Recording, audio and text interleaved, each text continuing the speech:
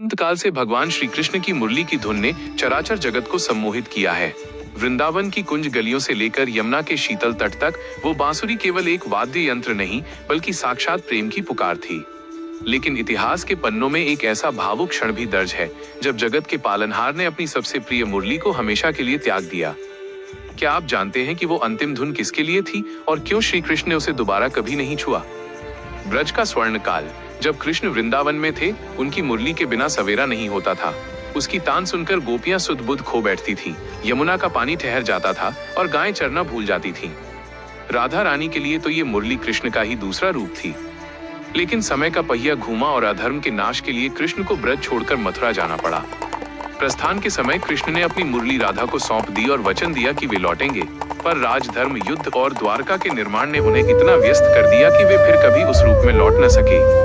वर्षों का विरह, दशकों बीत गए, कृष्ण द्वारकाधीश बन गए, महाभारत का महायुद्ध समाप्त हुआ और गांधारी का श्राप फलीभूत होने लगा। उधर राधा रानी, जो कृष्ण के विरह में एक तपस्विनी का जीवन जी रही थीं, अपने जीवन के अंतिम पड़ाव पर पहुंच गईं। उनके मन में केवल एक ही अंतिम इच्छा शेष थी, अपने कान्हा को एक आखिरी बार देखना और उनकी वही पुरानी मुरली की धुन सुनना जिसने कभी उनके जीवन को संगीत से भर दिया था। अंतिम मिलन। कहा जाता है कि जब राधा रानी का अंत समय निकट आया तो वे कृष्ण से मिलने द्वारका की ओर बढ़ीं।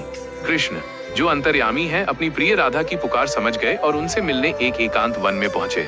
राधा अब बहुत कमजोर हो चुकी थी। उन्होंने कृष्ण की ओर देखा और धीमी आवाज में कहा, हे केशव, मैंने जीवन भर तुम्हारी प्रतीक्षा की है। अब जब मेरी आंखें बंद होने वाली हैं, तो मैं चाहती हूँ कि तुम एक अंतिम बार अपनी वो मुरली बजाओ जिसे सुनकर मेरा रोम रोम पुलकित हो उठता था। अंतिम धुन और विसर्जन। कृष्ण ने अपनी पुरानी मुरली उठाई और उसे अपने होठों से लगाया। जैसे ही पहली तान निकली, पूरे ब्रह्मांड में एक दिव्य सन्नाटा छा गया। ये धुन विरह, करुणा और असीम प्रेम की पराकाष्ठा थी।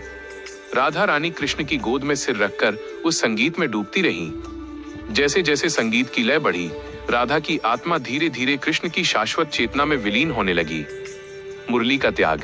जैसे ही राधा ने अंतिम सांस ली, कृष्ण का संगीत थम गया। उन्हें लगा कि जिस प्रेम के लिए ये मुरली बजती थी, जब वो प्रेम का भौतिक स्वरूप ही चला गया, तो इस मुरली का अब क्या प्रयोजन? अत्यंत शोक और वैराग्य में डूबे हुए कृष्ण ने अपनी उस प्रिय मुरली को वहीं तोड़ दिया और झाड़ियों में विसर्जित कर दिया। उस दिन के बाद द्वारकाधीश ने अपने पूरे जीवन में फिर कभी मुरली को हाथ नहीं लगाया। निष्कर्ष, श्री कृष्ण की वो अंतिम मुरली राधा के प्रति उनके अटूट समर्पण का प्रमाण थी। ये कहानी हमें सिखाती है कि सच्ची कला और संगीत केवल मनोरंजन नहीं बल्कि आत्मा का परमात्मा से मिलन है। जब प्रेम अपनी पूर्णता को प्राप्त कर लेता है तो शब्दों और संगीत की आवश्यकता भी समाप्त हो जाती है।